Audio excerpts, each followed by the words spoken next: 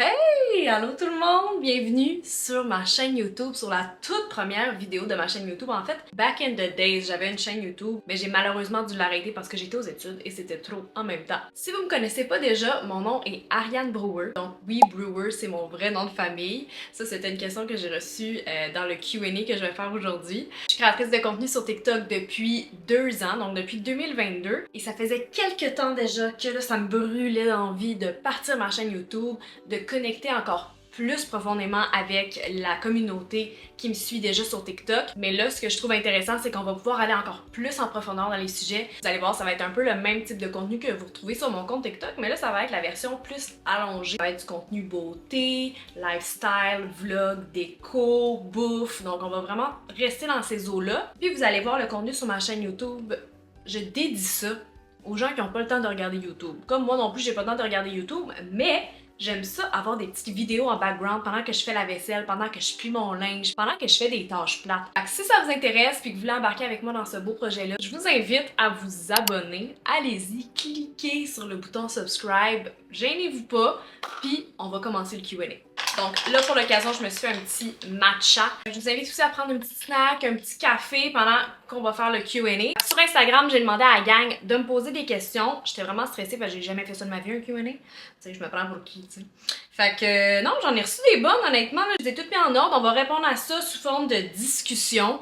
J'ai essayé que ça fasse le plus de sens possible, mais là, à la fin, j'ai mis une petite section questions en rafale parce que ça, je pouvais pas comme les faire fitter dans mon cheminement de vie. Puis ça, c'est surtout pour que vous appreniez à me connaître parce qu'on dirait, même sur TikTok, je fais des vidéos, j'en fais, mais tu sais, je suis qui dans le fond, tu sais, pourquoi vous regardez mes vidéos? Mais là, regarde, vous allez savoir un peu plus je viens de où. Donc, tout d'abord, mon nom est Ariane Brewer, j'ai 28 ans. Je sais que Brewer, ça peut sonner anglophone, mais j'ai une famille francophone, ok? Puis je pense qu'on est comme les seuls au Québec. Puis on est francophone parce que mon grand-père paternel, il est décédé très jeune, genre à 27-28 ans, puis lui, il est anglophone. Mais là, ma grand-mère s'est mariée avec un francophone, fait que là, tout le monde parle français. Ensuite, je viens d'une famille de la classe moyenne. Mes parents se sont séparés, hein, comme tous les autres parents du Québec. Ensuite, j'ai une sœur qui est ma petite sœur, on a 4 ans de différence, elle s'appelle Elisabeth. Là, d'ailleurs, j'ai reçu la question « Qu'est-ce que tu aimes le plus de ta sœur? » Je sais pas si c'est elle qui m'a posé cette question-là, mais je peux y répondre.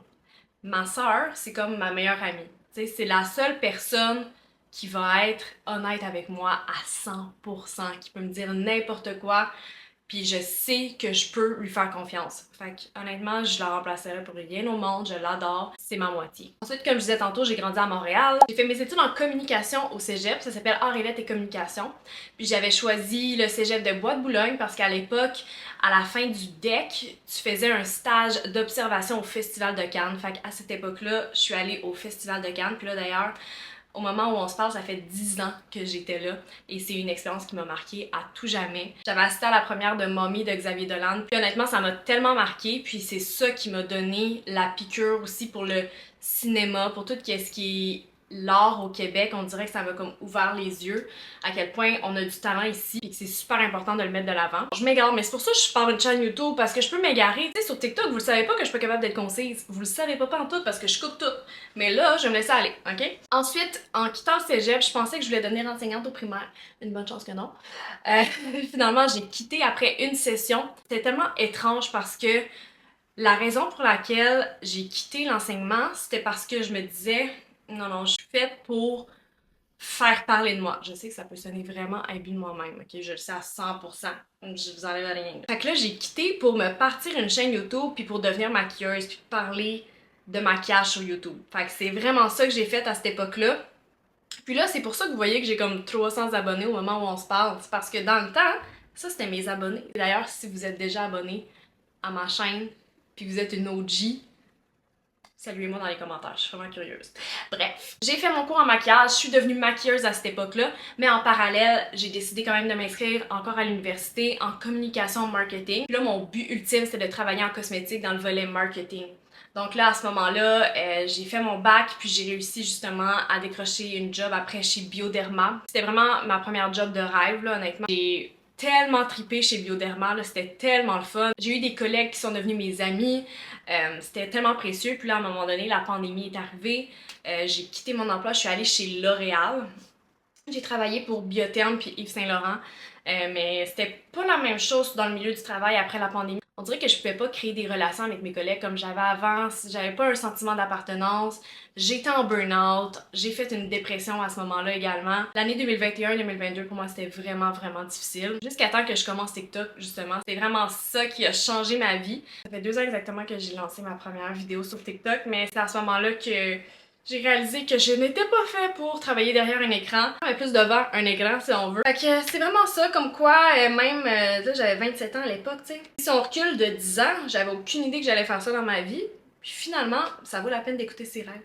Fait que c'est ça la morale de l'histoire. D'ailleurs, pendant que j'étais chez L'Oréal, j'essayais de me trouver un petit échappatoire parce que je ne savais pas quoi faire d'autre de ma vie. J'avais besoin de me redéfinir autrement que par ma carrière, vous voyez. Donc là, je me suis lancée en maquillage permanent et depuis ce jour, je donne des formations en maquillage permanent et microblading. Puis je fais des clientes aussi en maquillage permanent dans une clinique à Saint-Léonard. C'est quelque chose que je fais toujours, mais tu sais, à temps partiel, là. Je dirais que c'est comme 10% de mon temps, si vous voyez un peu le genre. Mais c'est quand même vraiment thérapeutique pour moi de faire ça parce que c'est comme un peu du tatouage si on veut, là, donc ça me met en transe, là. Je fais ça, je pense à rien, c'est apaisant, je me concentre, c'est concret, j'aime vraiment ça, faire ça. J'avais justement eu la question de si j'acceptais d'autres clientes.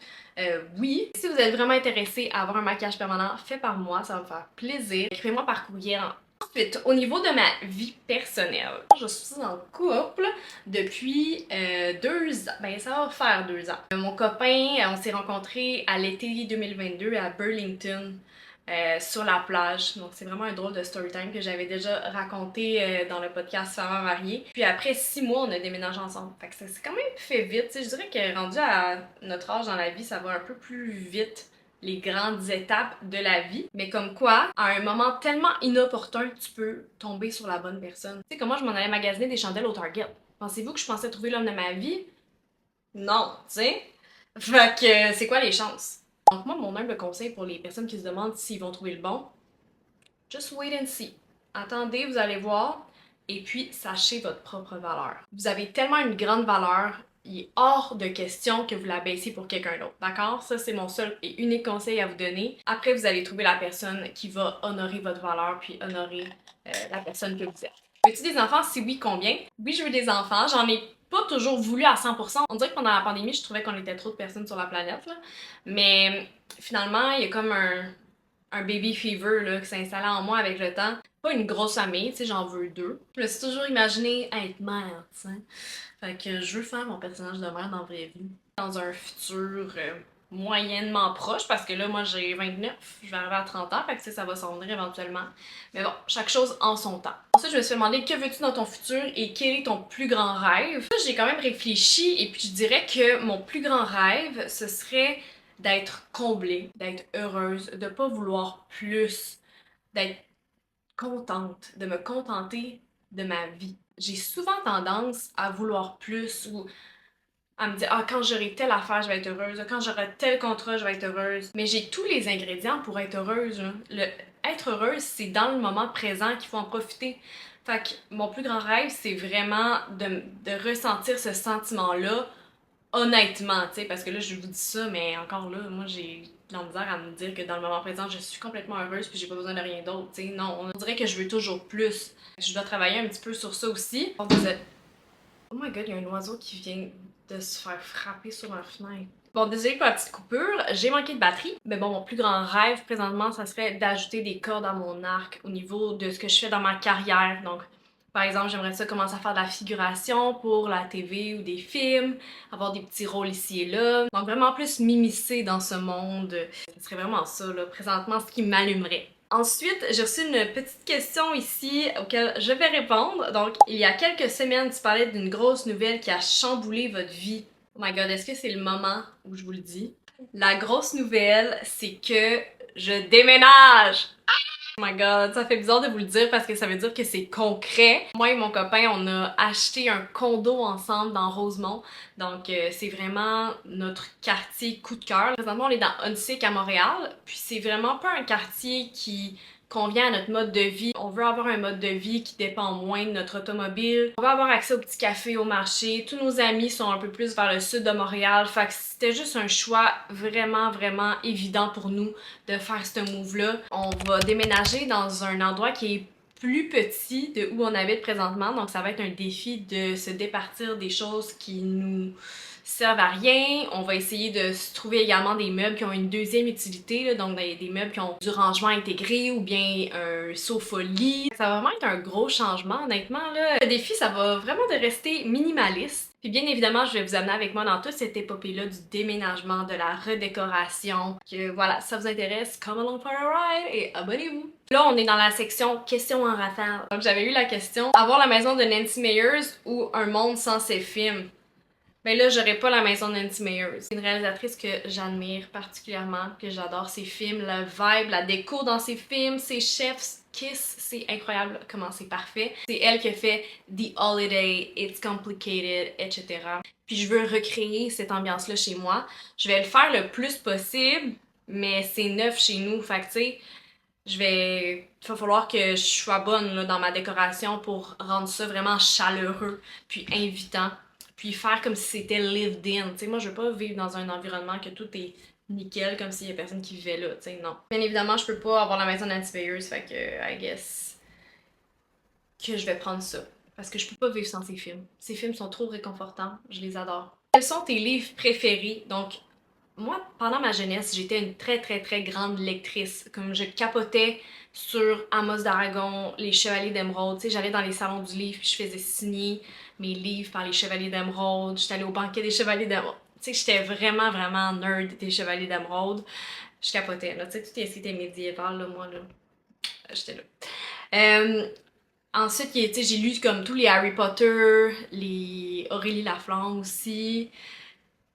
Mon Dieu, je pourrais pas dire tout ce que j'ai lu, mais j'en ai lu vraiment beaucoup.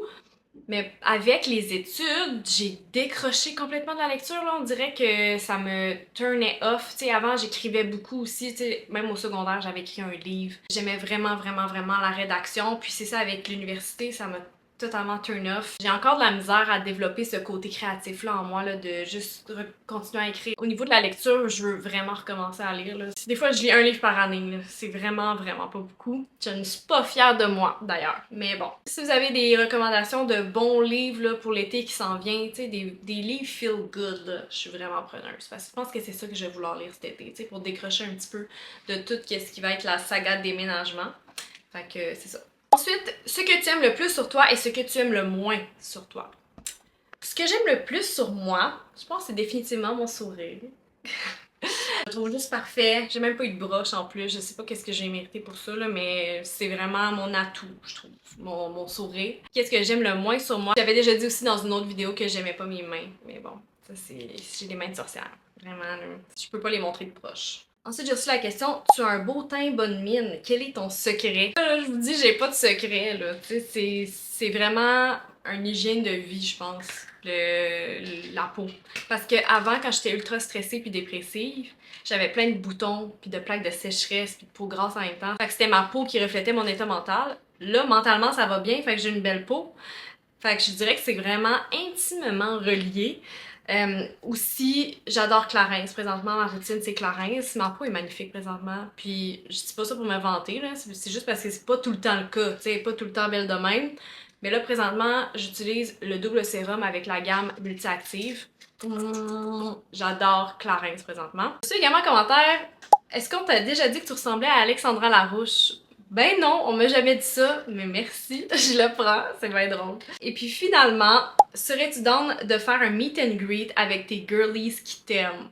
Oh my god, you guys, ça ferait tellement plaisir qu'on se rencontre, là. J'ai l'impression qu'il y a personne qui viendrait, là. Parce que des fois au quotidien, j'ai pas l'impression qu'il y a vraiment des gens qui regardent mes vidéos, mais finalement, peut-être, tu sais. Tout ça pour dire que ça me ferait énormément plaisir d'organiser un meet and greet si ça vous intéresse aussi. Est-ce que vous seriez du genre à venir si, mettons, on faisait ça dans un parc ou un endroit, tu sais, gratuit à Montréal? Dites-moi dans les commentaires si c'est quelque chose qui vous intéresserait. Là, ça me fait penser dans ma présentation tantôt, j'ai oublié de vous dire que j'ai un matou de 4 ans qui s'appelle Henri, ok? Puis là, il dort à côté de moi et je capote à quel point c'est cute. Petit bébé! Henri! Oui, tu dis-tu bonjour? Fait que voilà, c'est ce qui conclut mon Q&A. Écoutez, j'espère que vous avez eu le temps avec tout ça de plier votre brassée de linge, de laver votre vaisselle, de faire votre lit, name it. Moi, je suis là pour ça, pour vous divertir dans vos tâches plates. Fait que, oubliez pas de vous abonner si c'est pas déjà fait. Écoutez, j'ai pas encore d'horaire de publication, je me mets pas de pression à ce niveau-là. Si vous voulez être notifié quand je publie une vidéo, vous pouvez activer, je pense, la clochette. Fait que voilà, écoutez, c'est bien le fun. Fait qu'on se voit dans la prochaine vidéo. Bye!